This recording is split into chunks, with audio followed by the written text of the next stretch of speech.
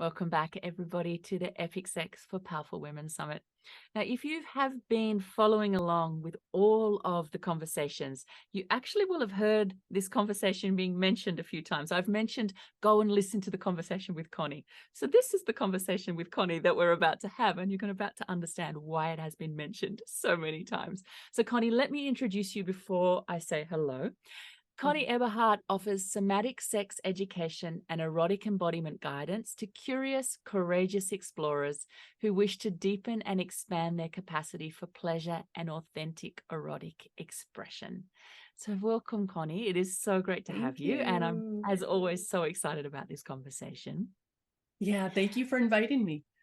And today we're Yeah. going to be talking about all sorts of things to do with boundaries and desire and consent and the interaction that's needed between two people when we want to co-create epic sex together. And it's kind of like we're kind of doing the fun foundational groundwork of what do we need to set up in order to have this be a really like juicy expressed experience. So Yes. I thought like it might be a good place to start is actually with the boundaries piece, because I think as women, like we're learning more and more about boundaries and about holding our own boundaries and speaking it to our boundaries and what that actually means to have boundaries. But I also know from conversation and from observation that boundaries can actually then become a little bit rigid, and I don't do this and I don't do that, and it can actually separate us away from the experiences that we're trying to have. So maybe if we could Yeah. start with just a discussion on boundaries and healthy expression of boundaries and when they can get maybe a little bit rigid or unhealthy and how we can play with that as well. Yeah, great. Thank you. Um, yes, I think as long you have to kind of look at, or I have to kind of look at where am I being rigid and where am I being open? So I don't want to just be open to anything and everything and endure and follow someone else's desires, but I also don't want to just be a wall of a bunch of no's. This is what I don't do, won't do, and which is fine, but do I know what my yeses are? So Mm, it's good, you know, where am I strong in both? Am I able to say no and recognize moment to moment what's not feeling good right now? Because a boundary today might be different than it was yesterday or tomorrow. yes. So yeah, making sure I also have access to my yes and my desires, not just what contracts me. Yes. And I think that's a really important thing to say, because I think for a lot of us, when we first start going, well, I don't want to have sexual experiences like I have had in the past. I want something different and I'm going to speak for it and I'm going to say it. We do get quite caught up with the things that we don't want to have happen, like the no. The no becomes very, very important, which is great. And so it should be. But I really like that you're also naming that we need to get really clear on our yes as well. And that's as equally important. Yeah. And then yes can grow really organically and naturally. Because sometimes, especially when we're just new to like, okay, I know I don't want this. Well, then, okay, what do you want? It's like, I don't know. So always just start with safety.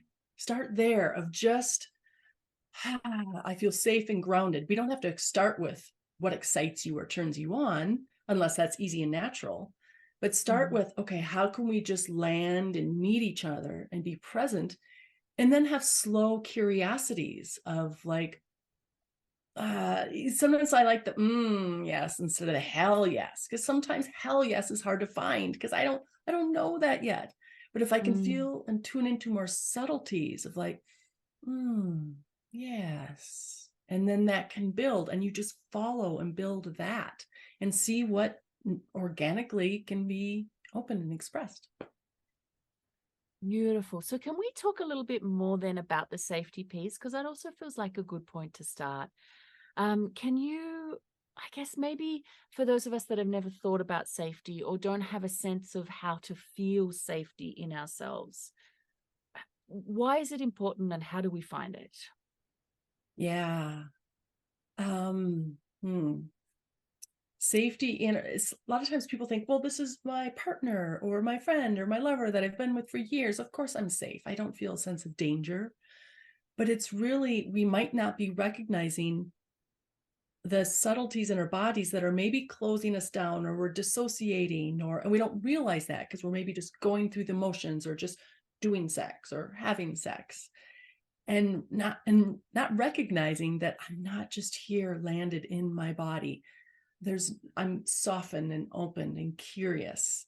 So Mm. knowing, can we start there? A lot of the couples that I work with, they love each other dearly, but they're coming together from very stressful days, and one's like, hey, do you want to have sex? And it's like, just the thought of that is like, no, because they're picturing all these things. It's like, okay, how about take that invitation of, let's just be a safe place for one another, and at least have that with one another and see what wants to go from there. Like, just automatically start at safety. Maybe it's something you get to in 30 seconds and then you can get curious and ramp it up. But maybe, wow, all I have capacity for the next 20 minutes, half hour is safety. So that's a negotiation, and that can still be a desire. It's not just a boundary or like what I don't want, but where can I find softness and surrender and pleasure in that too, even if it just looks like safety.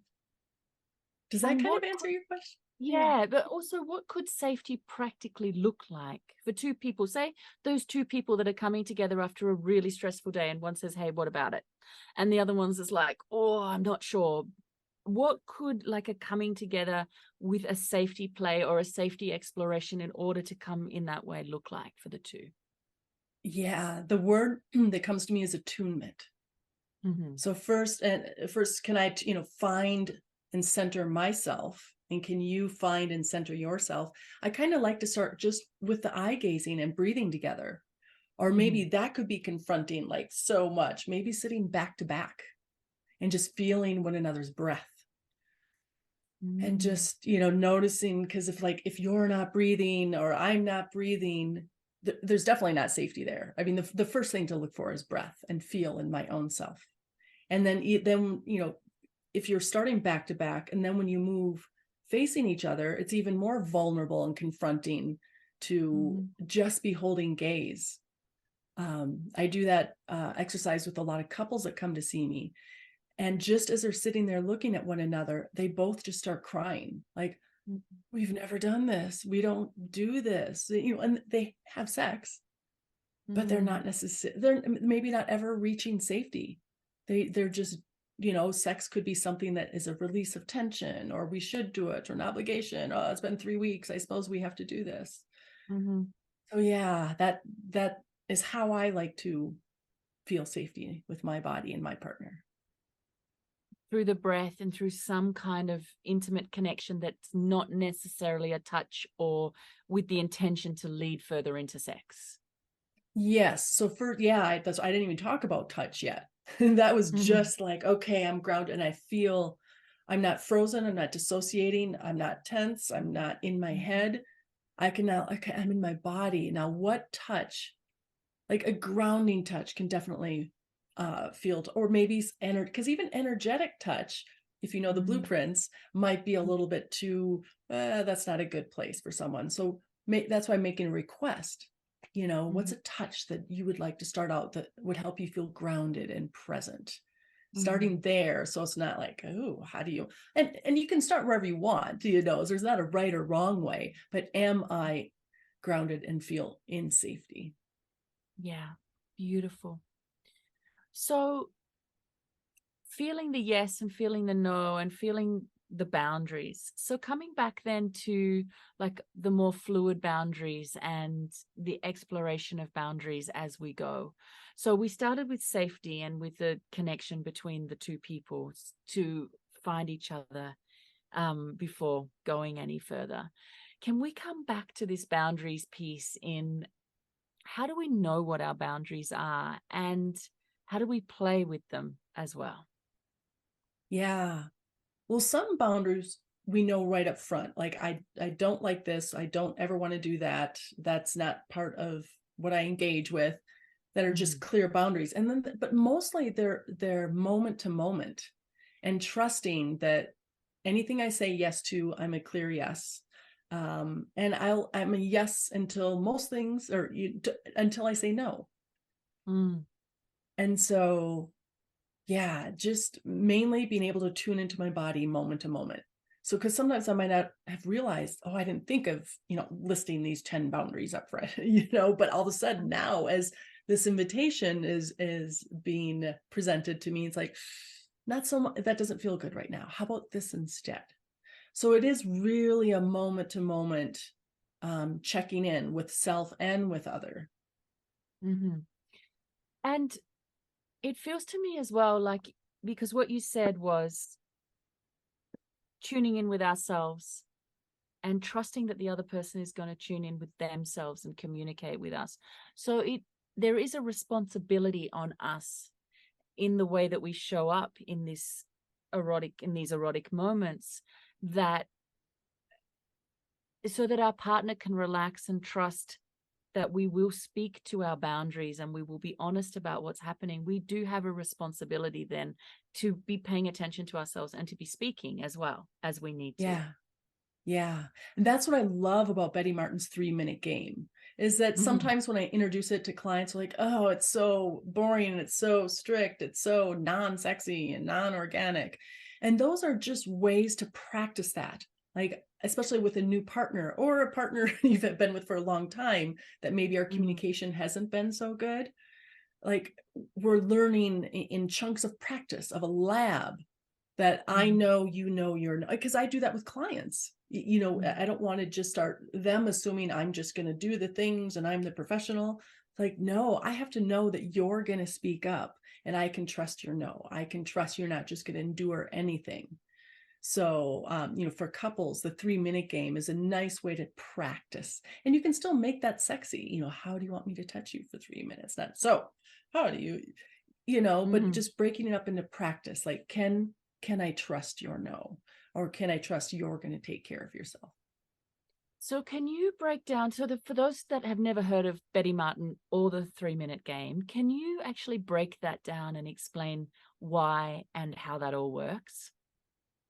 Yeah. So it's really coming down to who's the touch for. So many times, so often touch is happening and you're kind of, get caught up in the throes of touching and doing things, but all of a sudden you realize, who's this for? Or you might be assuming, well, I'm doing this for you, and the other ones I'm doing, and no one knows. It's not clear. So it's going back to Mhm. the real basics of a container that's just 3 minutes. And sometimes I'll do it 3 breaths if people aren't going to pull out their, clock, and just say, how do you want me to touch you for 3 minutes? And Mhm. making no assumptions from there. It's like, oh, I would like you to touch my right arm. And then it's like, well, how do you want the full hand? Do you want squeezes? Do you want touch? Where do you want me to be? Do you want me to be, just getting real clear on exactly what it is, not assuming like, oh, I know how to touch an arm, or I know how to do that, or the Mhm. moment they're seeming like they're in pleasure, you like change to something else because I know this other technique. And it's Mhm. just only doing what they asked, continually asking questions like, is this exactly the way you wanted it? Do you want more pressure or less pressure, faster or slower? So they can seem like, oh, there's so much talking. But again, you're building the trust of like, they're not going to just say, oh, however you want to touch me, or, oh, yeah, that's fine. So can Mhm. I communicate? So the feedback could either be, I want more pressure, something that you want changed, or at least the Mhm. feedback of it's raw, it's perfect. Mhm. Yes. That's perfect. So the giver knows. So there's a lot, many more nuances to it, but that's kind of the giving and receiving. Yeah. And so the way that it works is, do you do the 3-minute game like during sex, or is it a separate exercise that you suggest that people do outside of like the sex act in order to explore each other in this way? Definitely being able to do it outside of sex, because Okay. once higher states of arousal or genitals are involved, we kind of slip back into habits or patterns. And this is where we're learning safety and Mhm. learning subtleties and nuances. And if I can communicate how I want to be touched here, makes it much more easy when it's higher states of arousal or genitals. Um, Okay. and then once we know that, you can kind of play it in higher, you have much more choice and possibility once you can trust each other in that. But to really begin with that practice, taking intercourse off the table so that you Okay. can know, like, these touches aren't just foreplay. Mm-hmm. It's not, okay, we've done this game, can we just do the thing now? It's like, nope, this whole time there's going to be no intercourse or no penetration, no matter what sex, or again, there's where the boundaries are. This playtime, it's the whole time's only going to be Mm-hmm. half hour. I don't want penetration, or I don't, so we can be more, we can play full out in those fence lines. There's still a lot we Okay. can do. Even if there's 4 things I said I don't want to, there's a lot of Mm-hmm. other places that we can Yeah. explore. Okay.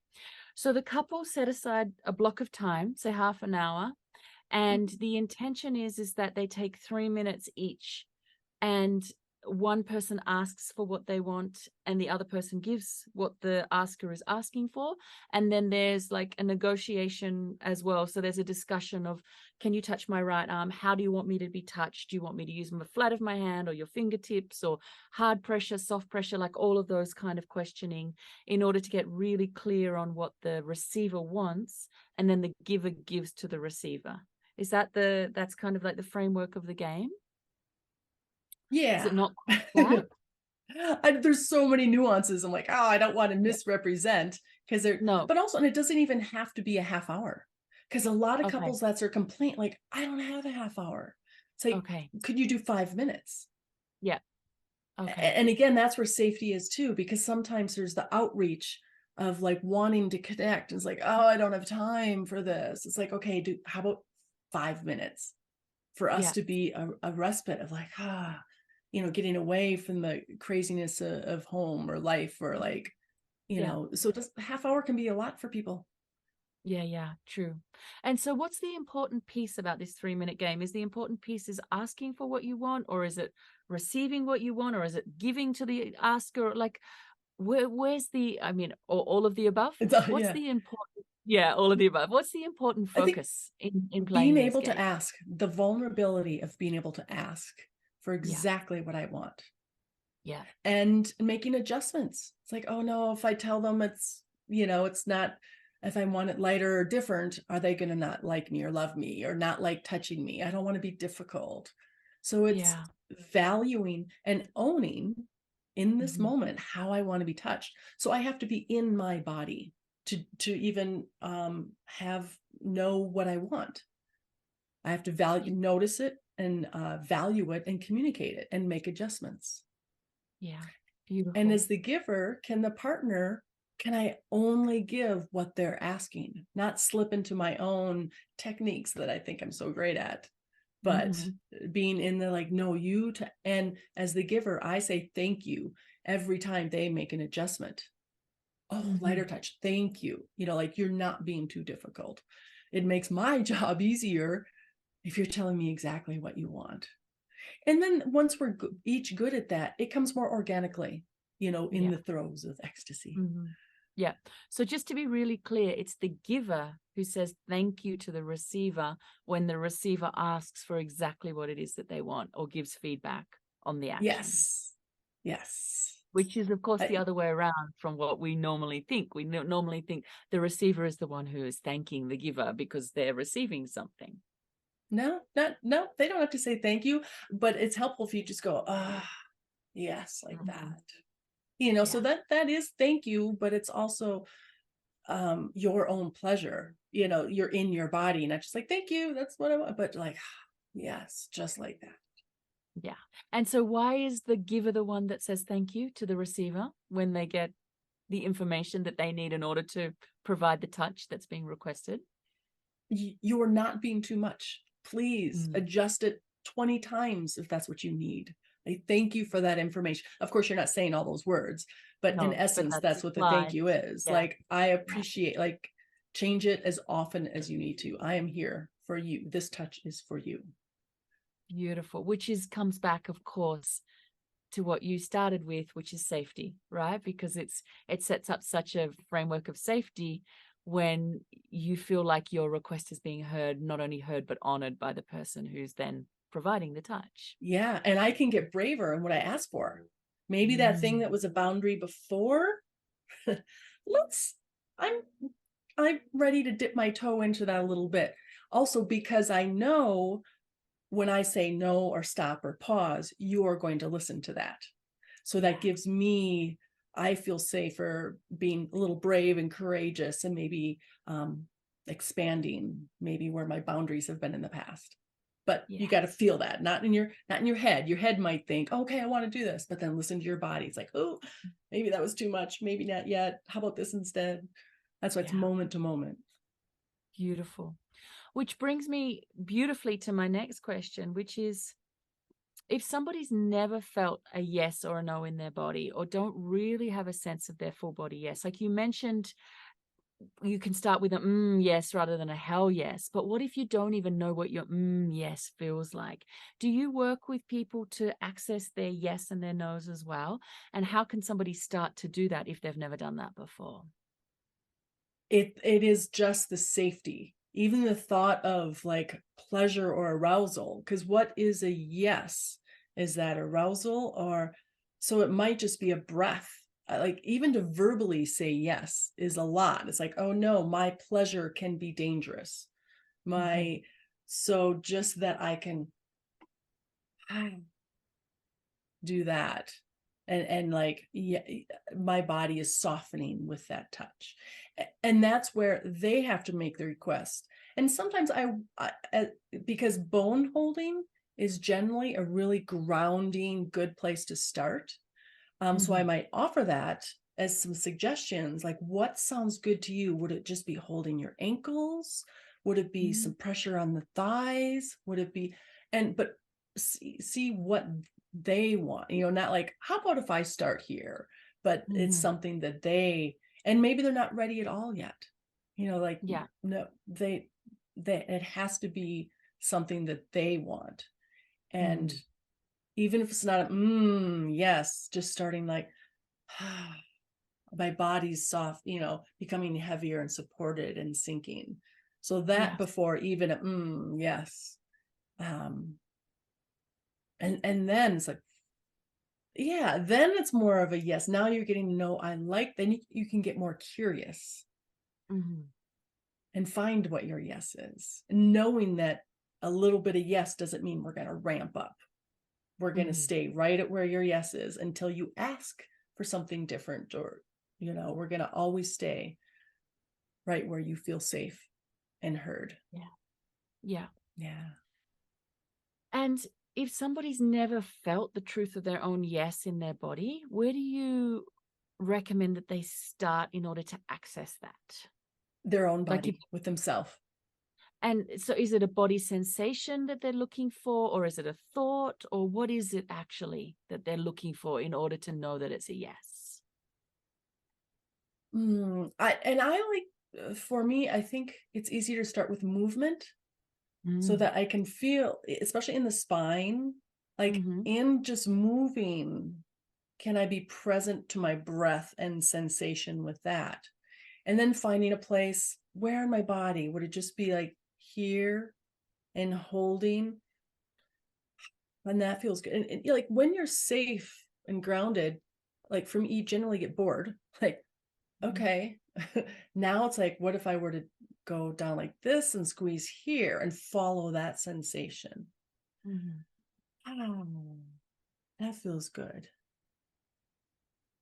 Can I keep moving my touch, and that I can, it brings me to my body, because that is the present moment. It's not like what if something that happened in the past or something that is or isn't going to happen in the future. It's Mm-hmm. right now. And if Mm-hmm. I can't be present right here and now, that right here in this moment, I'm safe. And then we really can't move towards pleasure. We have safety first. Yeah. Yeah. Yeah, yeah. And what I'm hearing you saying is, even like with doing a practice, like feeling this, it's always coming back to ourselves and really paying attention to what's happening inside here, rather than having the awareness on what we should be doing, or, like the thoughts, or it's always like it's come back here all the time. Yeah. And there's no shoulds. no shoulds. Oh, And then eventually going to genitals. mhm, If that's, I'm wanting to learn about my sexuality and be connected, because there's so many beautiful, wonderful nerve endings in her genitals. Um, mhm, so that's starting slowly too. Maybe I'm just cupping myself and, giving my genitals kind of like a little hug. mhm. And, and maybe more pressure, maybe a little bit of movement, and see what arises in terms Yeah. of curiosity, or it feels good, or if it is triggering, then, back, Mhm, I'll mhm. go back to safety. Yeah. Yeah. Connie, can we come back to boundaries again? Because it just occurred to me while I was listening to you when you said about cupping the genitals and then going back to safety. And do you have the sense that our list of boundaries, and I guess, I mean, both the list of the no's and the yeses that we may have about the things that we like to do or the things that we don't like to do, does that change over time? Or are we kind of like born with these are the things that I'm willing to try and these are my absolute no's, and that's just how we're made? There's endless, limitless capabilities and capacities. Mhm, And I think, especially if I don't think, no, I mean, there's a certain wiring that we have where we have maybe more capacity and less capacity somewhere. And that's really mhm. our opportunity. Like, where I have less capacity, I can grow into a little bit. Or there might be Yeah. some things that are absolutely, no, I don't ever want to have anal sex. I don't ever Mhm, want to have anal massage. And you don't have to. But also, I'd be curious, like, oh, there's so many nerve endings there, and so much, it's a direct route to the parasympathetic nervous system. What if I were to just find a safe practitioner that I could try that with? And I, mhm, because the whole body has so much capacity for pleasure and presence. I mean, that's the playground again, where I can just be present and mhm. attend to sensation. And there's so many places we can have sensation in our body. So I Yeah. think, a lot of our, because a lot touches a lot of times relational. So it's kind of Mhm, looking at any past boundary violations or messaging, or, I mean, we can't make it to adulthood without even just the messaging in the media, or a comment that someone made once that can shut mm, us down. And so it's not so much we were born that way, but then also there mhm, could be generational trauma. There's a lot that's contained within our body. But that's mhm. why just small openings of where can I expand into if I want to. And no, you don't have to. Yeah. Yeah. And what about communication between couples around boundaries and around the yeses and the nos? How do you suggest that two people work with their list of boundaries, I guess, for lack of a better term? I think it especially depends on their history together. Mhm, Because I mean, by the time people come to me, there's like something's not working. Something's been like, we've come to certain habits and patterns, or I haven't been communicating the whole time. And now all of a sudden I want to communicate, but I don't know how. mhm, And mhm, so taking a clear look at where we are now, what's true right now, um, this week, this month, our kind of where have our patterns led us to, mhm, um, and what do we want more of and less of, and how do we get real and communicate? So a lot of times, partners, I've been just going along with the program for so long, and now I want something different. Are they going to feel like they're wrong or bad, or that I'm not happy with our sex life? So yeah, it's learning. I mean, we learn how to expand and change and evolve in all other areas of our life. Why wouldn't sexuality be the same? It's like, oh, I realize I have not explored myself sexually, and I would like to. I would like to do it with you. Like, I feel like we're kind of stuck in a pattern. And that doesn't mean, I mean, we're both responsible for, yeah, kind of this yeah, rut we're in today. mhm, Yeah. yeah, So, yeah, beautiful. making it a fun exploration. Like, how can we grow and deepen in our connection? Especially as the world gets kind of crazier and there's more and more stresses. How can you and I be a place of, safety and pleasure, and, um, yeah, that sex doesn't always have to be epic and crazy. It can be deep. And, where can our connecting lead us to different times, different places. And that takes communication. It's not always going to look or feel the same way. Epic can be little. It's more of a state that we want to go to, not just doing, doing all the things, but like, how do we, again, co-creation, coming to agreement on what we want to co-create each moment. Yeah, I really love what you just said about as the world gets crazier, like having this intimacy is kind of like the island in the storm, right? Like the place that we can come back to, and we can actually grow that in order to be that for ourselves and for each other in our intimacy. And that epic can look like so many different things. It doesn't have to be the volcanic explosive pleasure. It can be those small moments of intimate connection. Yeah, I like the island in the storm. That's exactly. Yeah, beautiful. So I'm curious, because we've talked about boundaries and we've talked about consent and we've talked about these games that we can play and about nervous system regulation and being each other's safety and being our own safety by listening to our own bodies. What about when it feels like the needs of the two people, I'm going with two just because it's easier than going with three or more, but we'll just go with two for this. If the needs of the two people don't feel like they're meshing very well, what can people, I mean, obviously working with a professional in those situations is likely very useful, but if that's not an option, what can two people do if they don't seem to be able to come together in these moments? So yeah, that's a great question. I think at first, coming back to defining what is sex. Why do we have why do you have sex? What's important about our sex to you, or to sex to you? And because what I'm feeling when there's a request for sex, or just getting real honest about why we have sex, because sometimes the habit is it's a stress release. I'm so stressed, I just need to have sex and I'll feel better. And sometimes the partner can feel that. It's like, I don't feel the connection, I don't feel the heart, I don't feel you ever landing in your body. Like, I feel you coming to me like this, like, let's have sex. It's like, I can't soften with that energy. It's like, if we're both stressed, let's have sex. No, we're both stressed, or one person is stressed. How can we find each other? Again, be the island in the storm. And if that includes arousal, or, what realm of sexuality do we want to share? Like, I can't have big sex, right? Or, I can't look like this or feel like this. This is what I'm available for. I could be available for that next week, or, kind of planning, forget spontaneity. It's got to be, okay, let's get a hotel. Let's, separate some time. So yeah, just getting really honest about where you are right now and what is sex for you. What's important about sex? How do we want to redefine that as our lives are changing, our demands on our lives are changing, our bodies are changing? How do we evolve with that moment to moment? That's such a beautiful question. That's a beautiful point. I think it's the first time that it's actually come up in this summit.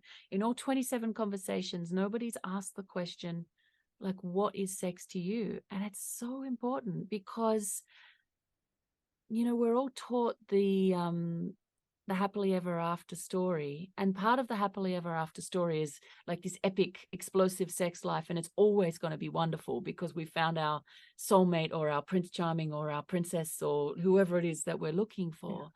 And then sex isn't necessarily like that, and it can be a little bit funky. And then actually asking the question, but why are we doing this thing that we're doing? And I think a lot of people are doing it because they feel like they should, or it's just like, of course you have sex because that's part of being in a relationship, without actually going deeper into why and what actually is coming from this act of coming together in this intimate way. It's such a good question. Yeah, and even the word epic, I was thinking of that first when I'm looking at the title of your summit. It's like, what is epic, and what's epic to you? And am I up for epic every time, or does that feel like a lot of pressure, or does that Yeah. feel like a lot of fun?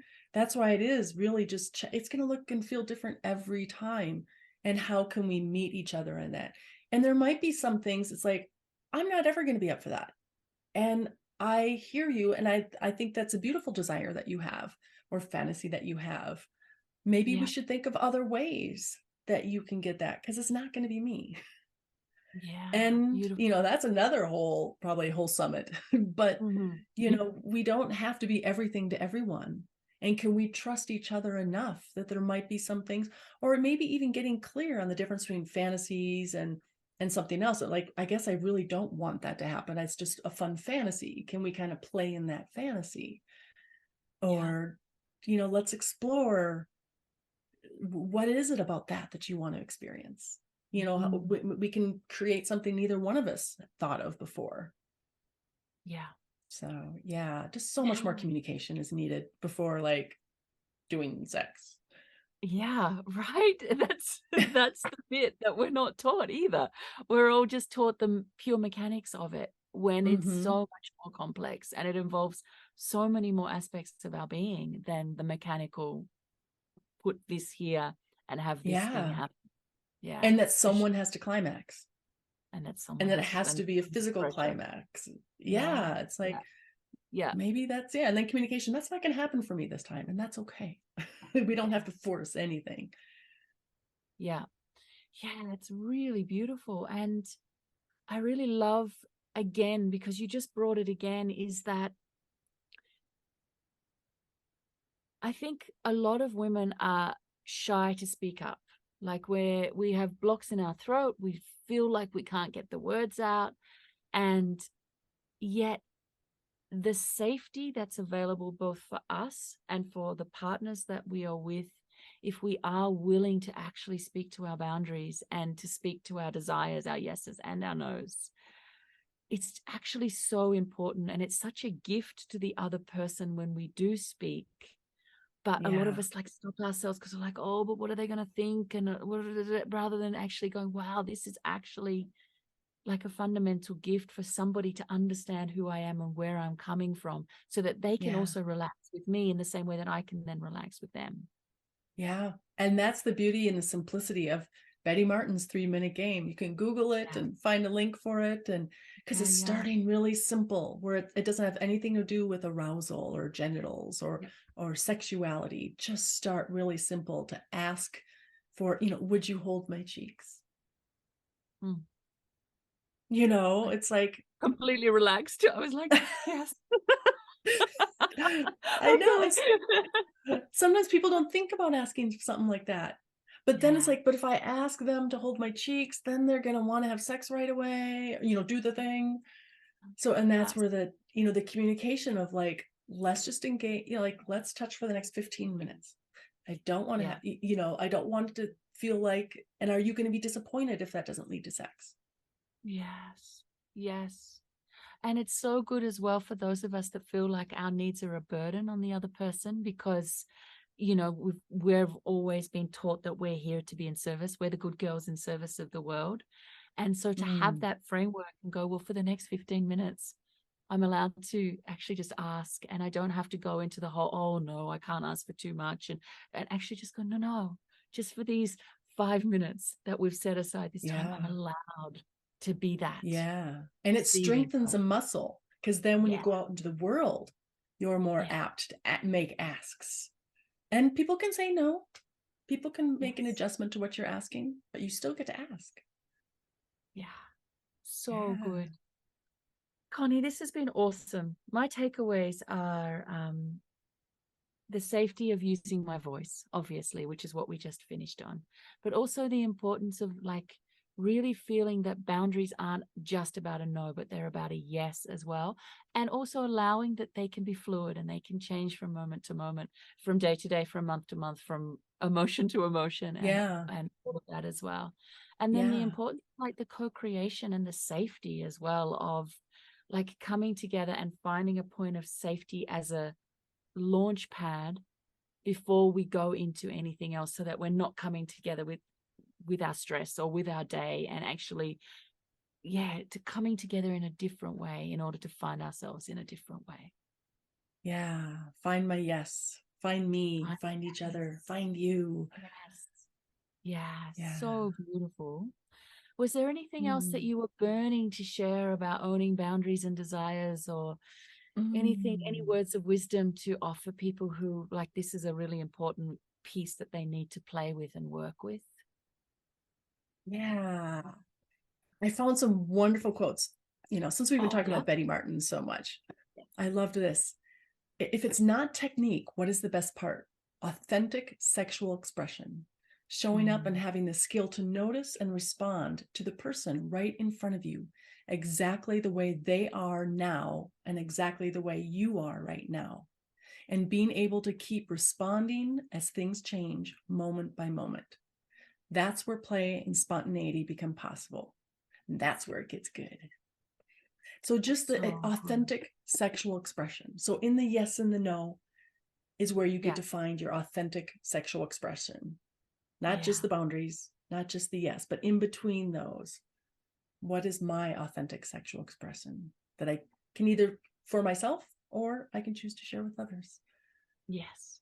And who truly is this person in front of me, and not my assumption of what it is that they're wanting, or my assumption of what we're going to do together, but in moment to moment, who am I actually in front of, Yeah. and who is in And you front of might have me? to get curious with them. Maybe what they're asking for, they're also stuck in habits and patterns. Yeah. Don't get mad for what they're asking. It's like, that's interesting. Helping. So I just seems like I launched into something completely new and different, but It's it's just, great. again, just back to the co-creation, Yeah. understanding that they might have something to learn about themselves as well. Yeah. Yeah. Which brings us perfectly into your free offering for us all, which is underneath this video right here. And so it's how to speak to your partner about your desire to deepen in your intimate connection, which I think is so beautiful, because again, like that can be like such a block point as well of, how do I even say to them that I want to go deeper? Because are they going to assume that it's been terrible all this time and that I've been judged, like, but actually Yeah. speak Yeah. in a beautiful, so really, really beautiful. Thank you for that. That's Yes, you're very welcome. very Yeah. valuable. And for those of you that have enjoyed this conversation and also have a sense that actually maybe working with somebody um, in this realm, because doing it on your own feels a little bit too much, or you're actually just curious as well what it would be like to work with somebody, Connie has made a really beautiful offer for those of you with the VIP tickets. And again, the bonus content on the top right of the screen there, if you don't have your ticket and you would like one. So Connie, I'm going to speak for you now, but please correct me if I don't get this right. Okay. You do give erotic blueprint VIP days where people work with you either online or in person in America for the whole day. And there's touch and communication and experiential and exploring, and it's for couples. And you've Mm-hmm. actually offered a discount on that VIP day that people can come and work with you for a discounted rate, which is such an extraordinary, beautiful gift. So thank you for that as well. Yes. Yeah. It's kind of a little taster. It's ideal to work with Yeah. someone like 4 months, but I think even Yeah. just to help have that conversation with your partner and do some exploration, at least committing to that one, setting aside that day, Yeah. is a wonderful gift that you can give to each other. Yeah, yeah. Beautiful. Very nice Christmas present with Christmas coming up as well. Yes. Just saying. Connie, thank you so much. This has been really valuable. Mm, And yeah, I'm really taking a lot away from this, and like this really, I just love this feeling of safety and just like coming back all the time to, mm, who do I want to be? How do I want to be? What does sex mean to me? And like all of those inquiries to actually yeah. come together with another person in a much deeper way. So thank you so very Mm. You're welcome. It's been a